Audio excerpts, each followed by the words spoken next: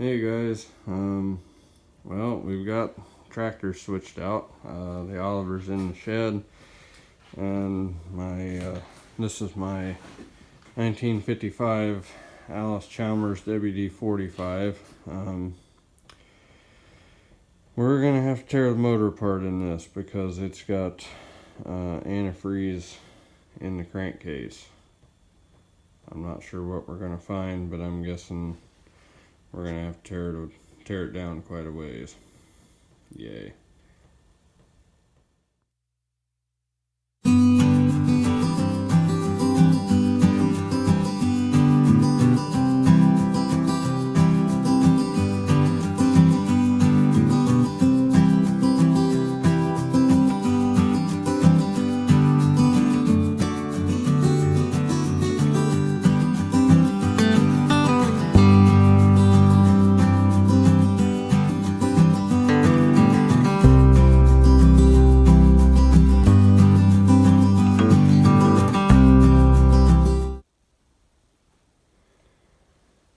Okay, so we're looking in the valve cover.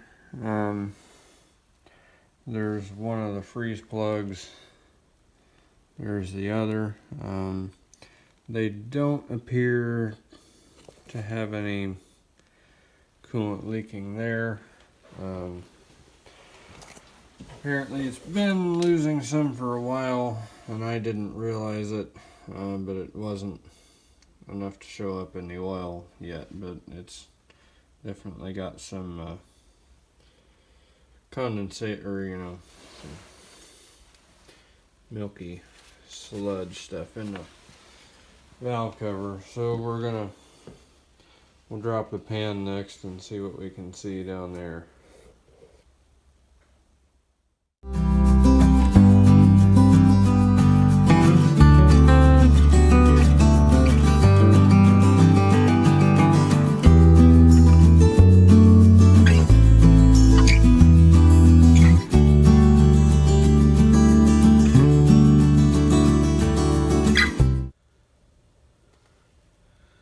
Okay, I'm gonna try to get this so you can see.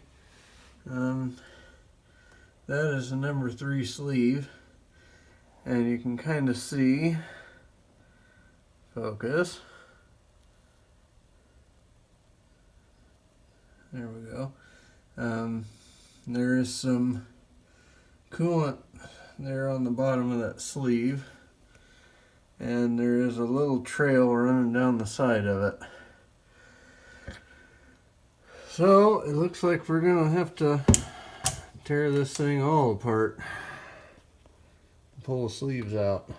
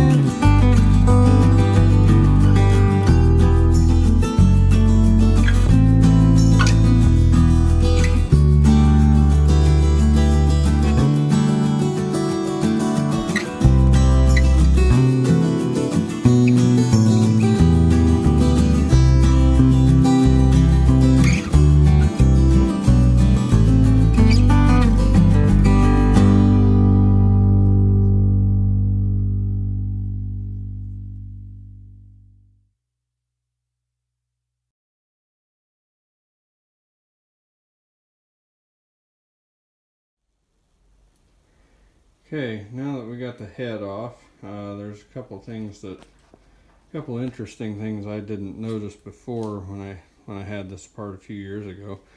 The middle 2 cylinders, they're actually at the top of the stroke. Look how far down in the bore that is. Apparently that's how it's supposed to be. I just never noticed it before. And also, when I bought this tractor, when was that? It was almost 8 years ago now.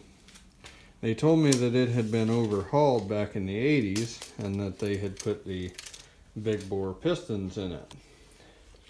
And this is something I did notice before. So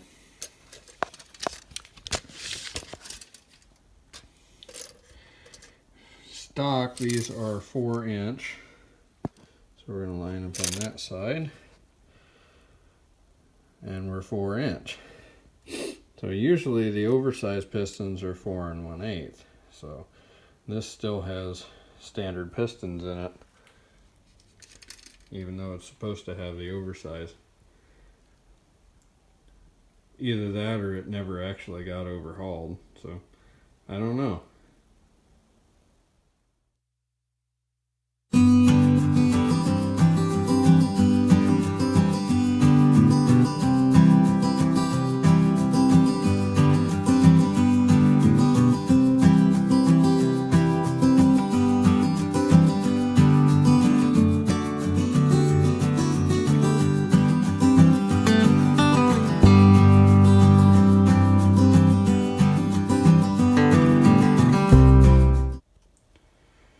Okay, so we got the number 1 piston out.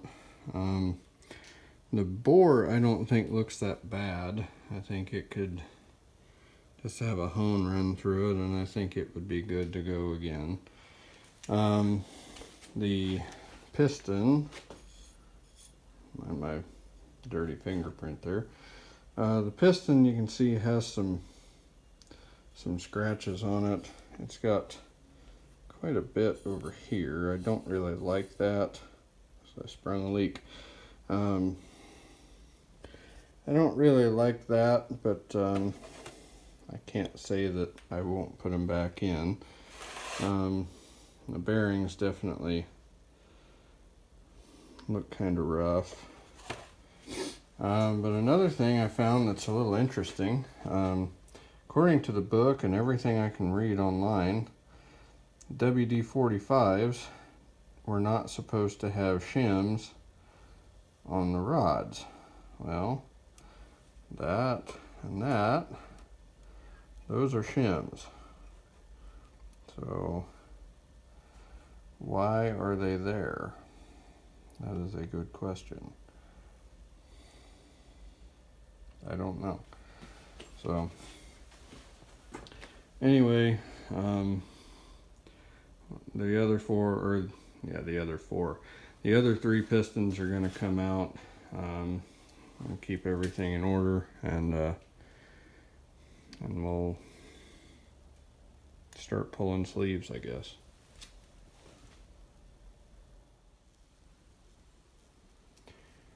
Okay, well, we got all the pistons out. As far as the scratches and the wear on them, they all look very consistent with each other. And the scratches aren't deep. You can feel them with your fingernail, but running your finger over it, they still feel really smooth. This was a really good running engine before, so I don't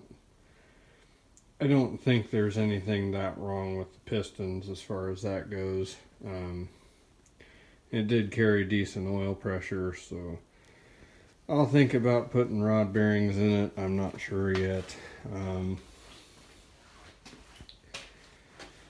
Where we're going to go from here, I'm actually going to call this video here, because I do not own a sleeve puller, so I'm going to have to make something to pull the sleeves with. And also I am going to go ahead and pull the block out of the tractor, because I have a little bit of issue with the clutch, and figure since we're already this far apart, I might as well take care of that now too. But I've got gaskets on order. I've got new O-rings on order for the sleeves, and I've got clutch parts coming. They should be here in a few more days. But as far as working on it, it's gonna get pushed back a little bit because I just blew a fuel line on my Suburban a couple days ago, so I have to deal with that first. So anyway, I'm gonna call it here. If you're still here, thank you for watching, and hope y'all have a good one. Thanks again.